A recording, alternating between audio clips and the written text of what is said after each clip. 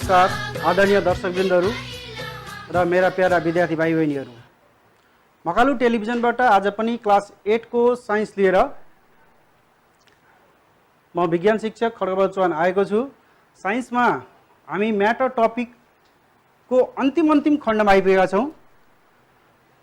In this topic matter we are mostly studying about elements.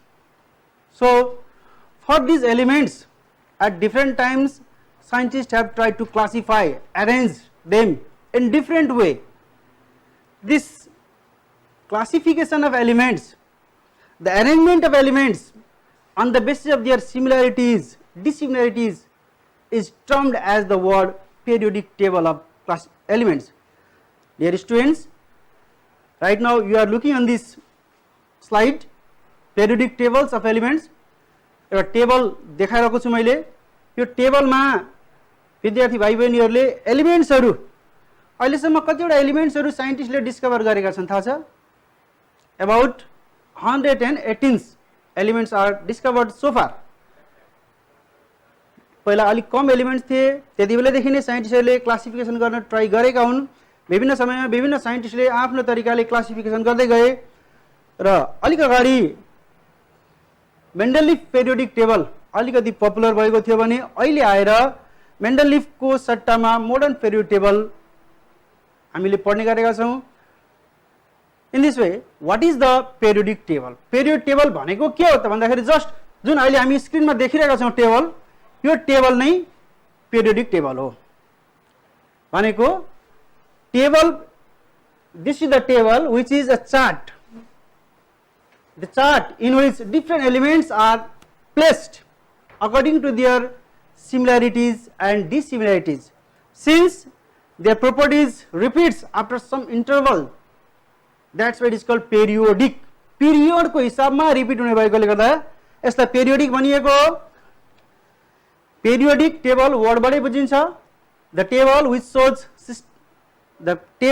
which shows systematic and scientific arrangement of elements on the basis of their properties in different groups and periods is called periodic table, or the elements are arranged according to their similarity or dissimilarity in their physical and chemical properties in a form of table called periodic table. Periodic table भनेको एलिमेन्ट्सहरुको एउटा arrangement हो, एउटा chart हो। कसरी periodic table बनाए भन्दाखेरि साइन्टिस्टहरुले सुरुदेखि नै बनाउँदै आएको। अहिलेको हाम्रो पेरियोडिक टेबल भनेको मोडर्न पेरियोडिक टेबल। यो भनेको मोसेली, हेनरी मोसेलीले डिजाइन गरेको मोडर्न पेरियोडिक टेबल। यो मोडर्न पेरियोडिक टेबल एटमिक नम्बरको आधारमा बनाइएको छ। यसमा मेन फंक्सनको रूपमा एटमिक नम्बरलाई लिएको छ। त्योभन्दा अगाडि मेन्डलिफ्स पेरियोडिक टेबल थियो। मेन्डलिफ्स पेरियोडिक टेबल चाहिँ एटमिक वेटलाई आधार मानेर बनाएको थियो। We are reading atomic number, atomic mass, atomic weight. We have already discussed. Atomic number भनेको बुझेको छ। मैले फर्स्ट 20 एलिमेन्ट्स को एटमिक नम्बर पढ्नुपर्छ है भनेको छु। एनी हो हामीले मेमोरीमा राख्नुपर्छ फर्स्ट 20 एलिमेन्ट्स। ती फर्स्ट 20 एलिमेन्ट्सलाई मिलाएर एउटा पेरियोडिक टेबलको सानो नमुना म यहाँ बनाउँछु। फर्स्ट 20 एलिमेन्ट्स को मात्र कसरी बनाउने टेक्निक छ हेर्ने। सुरुमा H हाइड्रोजन, त्यसपछि केही स्पेस, पल्लो छेउमा हिलियम। यो लास्ट ग्रुप, यो फर्स्ट ग्रुप, बीचमा अरु ग्रुपहरु हुन्छन्।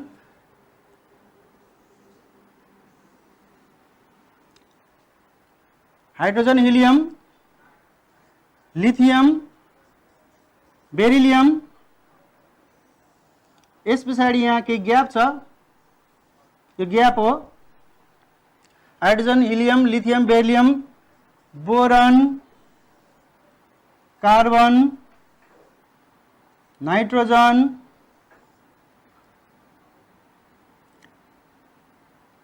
ऑक्सीजन, फ्लोरिन अनि neon. Hydrogen, helium, lithium, beryllium, boron, carbon, nitrogen, oxygen, fluorine, neon. Neon पछाडी फेरि 11 मा sodium, magnesium, aluminium, silicon, phosphorus, sulphur, chlorine, argon, potassium र calcium. These are first 20 elements. This is the group. This is first group. It is group 1. First group हो यो. त्यस्तै गरी यो group second. First A, second A. Similarly, third group, fourth, fifth, sixth, seventh, and it is 0 group, 8 group, 0 group. 0 group, that is 8 group because their balance is 0. कसरी राखियो भन्दाखेरि electronic कन्फिगरेसनलाई focus गरेरै elements को क्लासिफिकेसन गरिएको छ. यो मोसेली को modern period table हो. In modern period table, atomic number is kept as main point. Atomic number लाई फोकस गरेर मोडर्न पिरियड टेबल बनाइएको छ. एटमिक नम्बर अनुसार इलेक्ट्रोन्सहरु पनि डिफरेंट हुँदै हुँदै जाने, बढ्दै बढ्दै जाने हुँदाखेरि जस्तो हामीले इलेक्ट्रोनिक कन्फिगरेसन गर्दा फर्स्ट अर्बिटमा 1 इलेक्ट्रोन्स हुनेहरुलाई ग्रुप 1 मा राखियो. त्यसैगरी इलेक्ट्रोनिक कन्फिगरेसन गर्दाखेरि जतिवटा इलेक्ट्रोन्सहरु आउटरमोस्ट अर्बिटमा हुन्छ they are kept in same group. जस्तो ग्रुप 2 भनेपछि यिनीहरुको आउटरमोस्ट अर्बिटमा 2 इलेक्ट्रोन्स. ग्रुप 3 भन्दा यिनीहरुको आउटरमोस्ट अर्बिटमा 3 इलेक्ट्रोन्स. जुन जुन ग्रुपमा परेको छ आउटरमोस्ट अर्बिटमा त्यति नै इलेक्ट्रोन्स. ग्रुप 7 भनेपछि यिनीहरुको आउटरमोस्ट अर्बिटमा यसरी यहाँ ए पनि लेखिएको छ है. सबैमा ए छ. ए हुने बित्तिकै अटोमेटिकली बी हुन्छ. त्यो बी भनेको चाहिँ डी ब्लक र ए ब्लक अर्कै ब्लक एलिमेन्टहरु हुन्. त्यो ब्लक पट्टि अहिले हामीलाई जानु छैन. सिम्पली अहिले हामी के बुझ्दै छौं भने पिरियड टेबलको स्ट्रक्चर मात्रै हेरिरहेका छौं. पिरियड टेबलमा कसरी टेबल बनाइयो त? टेबल बनाउने भनेको त्यो एलिमेन्ट्स को इलेक्ट्रोनिक कन्फिगरेसन गर्दा आउटरमोस्ट अर्बिटमा जतिवटा इलेक्ट्रोन्सहरु छन् त्यही ग्रुपमा राखियो. त्यस्तै गरी जतिवटा अर्बिटहरु बनेका छन्, जतिवटा सेलहरु बनेका छन् त्यही पिरियडमा राखियो. ग्रुप र पिरियड है. एउटा ग्रुप भन्ने वर्ड, अर्को पिरियड भन्ने वर्ड. यो vertical column. Vertical columns of periodic tables are called group. This is one group, this is two groups, another group, like this. Vertical columns are called groups. Similarly, this horizontal rows, this is first period. In first period, 2 elements are there. First period, second period, third period, in this way period. Horizontal rows are called period. सोधिन्छ कहिलेकाहीँ group भनेको के हो, period भनेको के हो? Periodic टेबलमा what is group, what is period? Simply हामीले के भन्ने भन्दाखेरि the vertical columns, the vertical columns, column vertical columns. ए यस्तो कलम कस्तो? ए यस्तो छ. Vertical columns.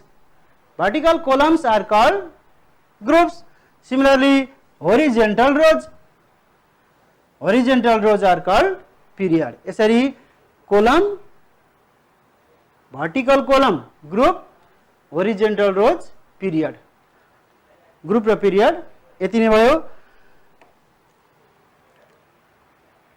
पिरियड टेबल अलिक अगाडिसम्म मेन्डेलिभको पिरियड टेबल चलन चल्तीमा थियो भने अहिले हामी जुन टेबल पढ्छौं त्यो भनेको मोडर्न पिरियड टेबल. मेन्डेलिभ साइन्टिस्टकै नामबाट छ. Mendeleev's periodic table. Modern period table भनेको चाहिँ हेनरी मोसेलले डिजाइन गरेको टेबल जुन अघि हामीले हेर्यौं बोर्डमा, that is modern period table. Mendeleev period table was made on the basis of increasing atomic weight. वेटलाई फोकस गरेर मेन्डेलिभ पिरियड टेबल बनाइएको थियो भने मोडर्न पिरियड टेबल चाहिँ this table was made on the basis of increasing atomic number. Number र weight अलग अलग कुरा हुन्. मेन्डेलिभ्सले सुरुको दिनमा वेटलाई फोकस गरेर बनाएको थियो. त्यसमा केही कमी कमजोरीहरू, केही डिमेरिट्सहरू, केही फल्ट्सहरू भेटियो. त्यसलाई करेक्सन गर्दै मोसेलीले, हेनरी मोसेलले एटमिक नम्बरलाई फोकस गरेर एटमिक नम्बरमा बेसिस भएर मोडर्न पिरियड टेबल बनाएका छन्. त्यो टेबल पनि अझै डिमेरिट्सले भेटिएकै छन्, नभेटिएको होइन. यो पनि करेक्सन हुन्छ. साइन्समा यही कुरा फिक्स भन्ने छैन हैन। यी टेबल्सहरू बनाउँदै गए भोलि अर्को साइन्टिस्ट अर्को टेबल बनाउला। तर अहिलेसम्म हाम्रो चलन चल्ती भएका यिनै दुईटा टेबल मेनली इम्पोर्टेन्ट टेबल्सहरू मेन्डलिफ पिरियड टेबल र मोडर्न पिरियड टेबल। त्यसमध्ये पनि अहिले हामीले डिस्कस गर्नुपर्ने टेबल भनेको चाहिँ मोडर्न पिरियड टेबल। ग्रुप र पिरियड मैले भनिसकेँ। vertical columns of period table are called groups. Similarly, horizontal rows of period tables are called period. यसरी periodic table को बारेमा केही बुझ्यौं होला।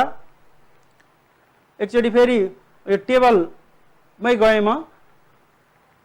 यो टेबल कसरी बनाइयो भन्दाखेरि फर्स्ट 20 एलिमेन्ट्स को नामहरु पहिला याद गर्ने, त्यसपछि 8 वटा ग्रुप्सहरु हुन्छन् भन्ने कन्सेप्ट राखेर सुरुमा एउटा ग्रुप बनाउने, लास्टमा अर्को ग्रुप बनाउने। त फर्स्ट पिरियड भयो, हाइड्रोजन हिलियम लेख्ने, त्यसपछाडिका 8 वटा एलिमेन्ट्सलाई क्रमशः लेख्ने। फर्स्ट पिरियडमा दुईटा मात्रै, सेकेन्ड र थर्ड पिरियडमा 8 गरेपछि 8 8 16 to 18 भयो र लास्ट चाहिँ यहाँ छ। अझै यता पनि छन् नभएनन्, तर मैले फर्स्ट 20 एलिमेन्ट्स मात्रै बनाउनु पर्ने भएकोले गर्दाखेरि फर्स्ट पिरियडमा दुईटा हाले, सेकेन्ड पिरियडमा 8, थर्ड पिरियडमा 8 र लास्ट पिरियडमा अहिले मैले 20 सम्मको लागि लास्ट पिरियड भनेको यो फोर्थ पिरियड हो। यसमा दुईटा मात्रै हाले, यता पनि छन् नभएन, हामी टेबलमा देख्न सक्छौं, अरूहरु पनि छन्, तर हामीले पढ्नुपर्ने चाहिँ यति नै मात्रै भएकोले गर्दा बीचको जुन मैले ग्याप छोडेको छु त्यो ग्याप भनेको तिमीहरू टेबलमा देख्न सक्छौ। टेबलमा लेखिरहेको छ, त्यो चाहिँ मैले स्पेस छोडे, यहाँनेरि ड्याश ड्याश लेखेको छु। त्यो ड्याश ड्याश त्यो स्पेस छोडेकोमा चाहिँ अर्कै टाइपको एलिमेन्ट्सहरु, डी ब्लक एलिमेन्टहरु पर्छन्। त्यो ब्लकको बारेमा अहिले हामीले जान सक्दैनौं, त्यत्रो डिप हुन जान्छ भन्ने कुरा हो। यो 9 मा 10 मा गएर ब्लकको एलिमेन्टको कुराहरु गर्छौं भने क्लास 8 मा हामी फर्स्ट 20 एलिमेन्ट्समा मात्रै रहेर कुरा गरिरहेका छौं है। यति कुरा बुझौं। फर्स्ट ग्रुपमा कुन कुन परे भन्दाखेरि हाइड्रोजन पर्यो, लिथियम पर्यो, सोडियम पर्यो, पोटेसियम पर्यो। अनि यिनीहरुको भ्यालेन्सी 1। जुन ग्रुपमा छ 4 भन्दा कम भ्यालेन्सी त्यति नै। भ्यालेन्सी चाहिँ पढ्नु पर्छ। हाइड्रोजन, लिथियम, सोडियम र पोटेसियमको valency 1। Similarly barium, magnesium, calcium's valency 2। Boron and aluminium's 3। Carbon's र सिलिकनको भ्यालेन्सी 4। अब उता बढी घट्दै जाने। नाइट्रोजन र फस्फोरसको भ्यालेन्सी 3। अक्सिजन र सल्फरको भ्यालेन्सी 2। अनि फ्लोरिन र क्लोरिनको भ्यालेन्सी 1 र हिलियम, नियोन, आर्गनको भ्यालेन्सी 0, किनभने तिनीहरुको आउटर मोस्ट अर्बिट सटिस्फाई हुन्छ। हिलियमले अक्टेट रुल, हिलियमले डुप्लेट रुल पूरा गर्छ, आउटर मोस्ट अर्बिटमा 2 इलेक्ट्रोन्स, सो इट्स भ्यालेन्सी 0।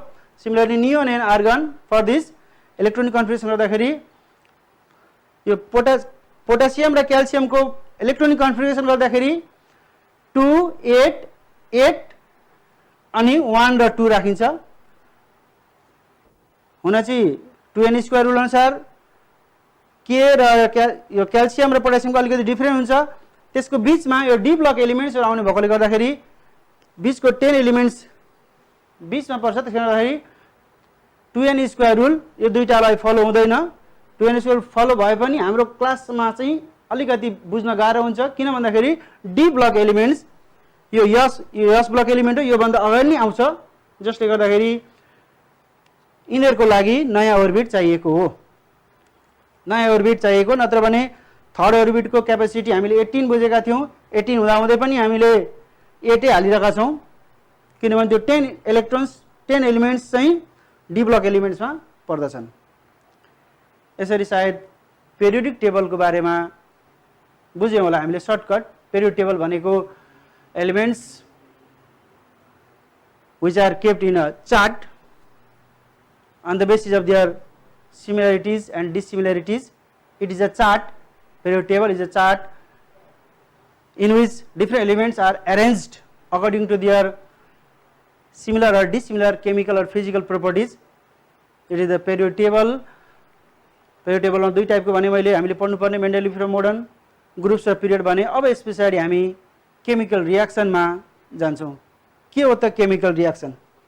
यही पेरियोडिक टेबल जुन मैले यहाँ बनाइरहेको छु, यही टेबलको आधारमा जस्तो मैले यो सोडियम लिए र यो क्लोरिन लिए, सोडियमको भ्यालेन्सी 1, क्लोरिनको भ्यालेन्सी पनि 1 सोडियम दिने टाइपको जसको आउटरमोस्ट अर्बिटमा इलेक्ट्रोन्सहरू लेस देन 4 हुन्छन् उनीहरू इलेक्ट्रोन्स दिन चाहन्छन्।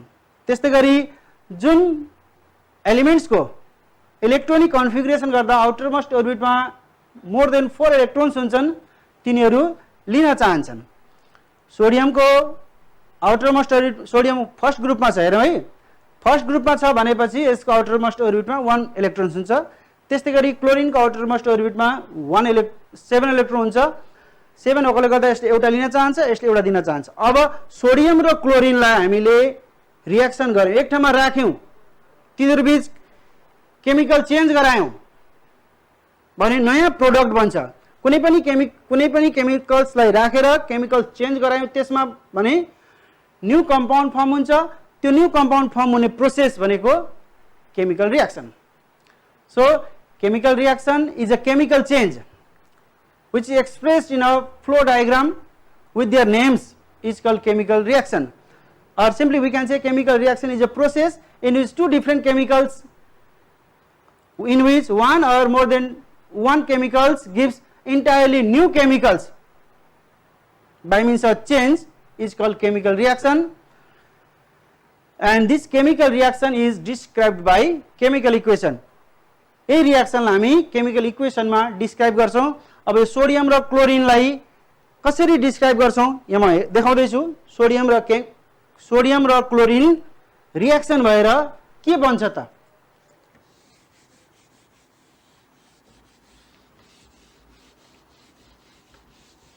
Now we are talking about chemical reaction.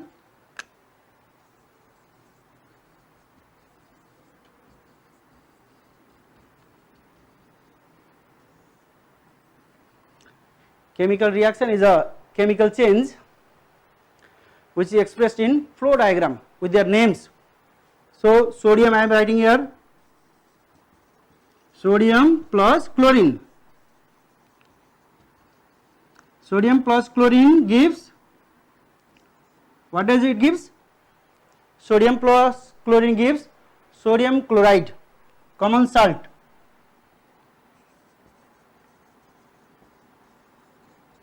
Common salt, that is sodium chloride.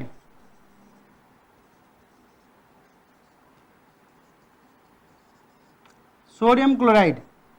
Common salt is sodium chloride.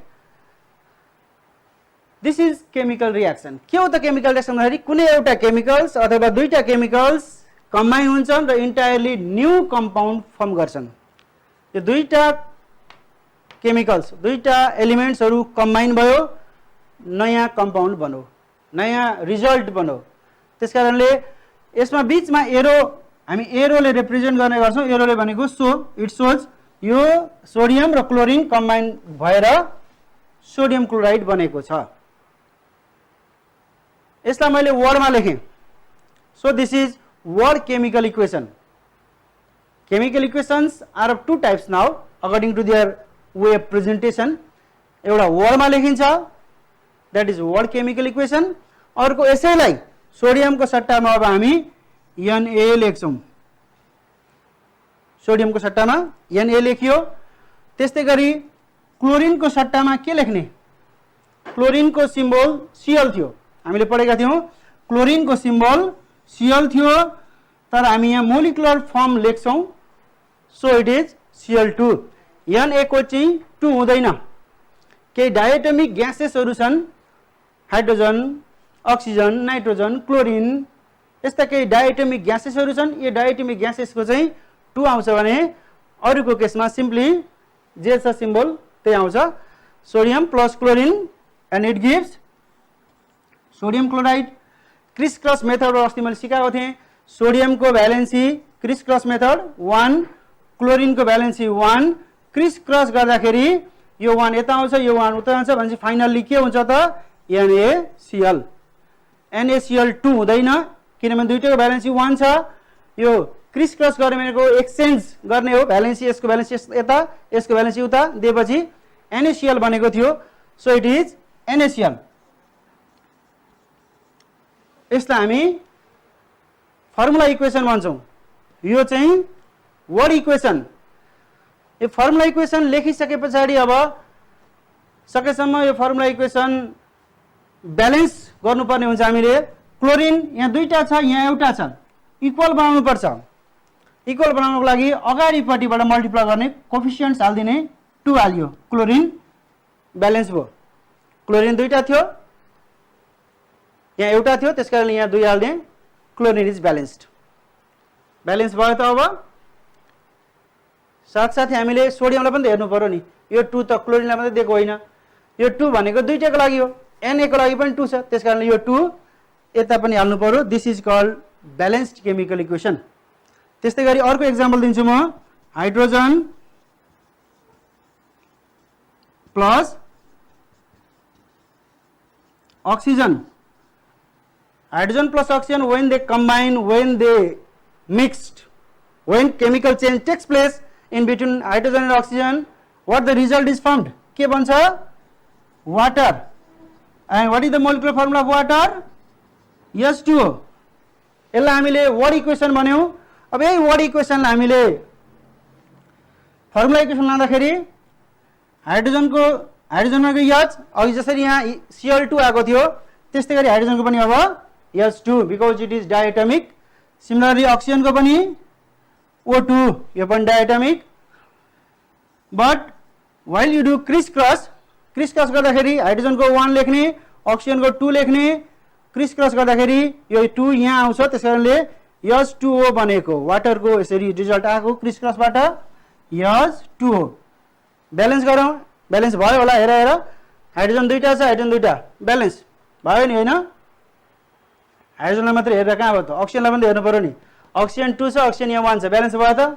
भएन। त्यसकारणले यो 2 लाई ब्यालेन्स गर्नको लागि यतापट्टि हामीले अब 2 हाल्ने। यो 2 कसको लागि हालेको? यो अक्सिजनलाई ब्यालेन्स गर्नको लागि 2 हालेको, 2 अक्सिजन भयो। तर at the same time what happen here? Hydrogen is now 4, so you need to put here 2. In this way it is balanced chemical equation. So dear students, यसरी वर्ड इक्वेसन हुन्छ, वर्डमा express गरेको। त्यस्तै गरी formula equation हुन्छ, same कुरा तिमीले हेरिरहेका छौ साइडमा। यसरी केमिकल इक्वेसन लेख्दाखेरि जुन अगाडिपट्टि लेख्यौं हामीले, यसलाई हामी रिएक्टेन्ट्स भन्छौं। एरो भन्दा अगाडिपट्टि लेखिएकोलाई रिएक्टेन्ट्स, एरो भन्दा पछाडिपट्टि लेखिएकोलाई प्रोडक्ट भनिन्छ। र एरोले चाहिँ डाइरेक्सन देखाउँछ, डाइरेक्सन अफ केमिकल रिएक्सन। यसरी केमिकल रिएक्सन पनि तिमीले बुझ्यौ। केमिकल रिएक्सन लेख्दाखेरि मेनली फोकस गर्नुपर्ने कुरो के हो भन्दाखेरि तिमीले बुझ्नुपर्ने भनेको what is reactants, what is products. जुन केमिकल्सले रिएक्सनमा भाग लिएको छ दैट इज रिएक्टेन्ट्स, जुन केमिकल्स रिजल्ट बनिरहेको छ दैट इज प्रोडक्ट। यसरी सम्भवतः बुझ्यौ होला। अब केही क्वेशनहरु तिमीहरुको बुकमा एक्सरसाइजमा लास्टमा दिएको छ, त्यो कुराहरु हेर्ने, नोट डाउन गर्ने, बनाउने। यति भन्दै आजको क्लास म यही टुङ्ग्याउँछु। हस्त, धन्यवाद।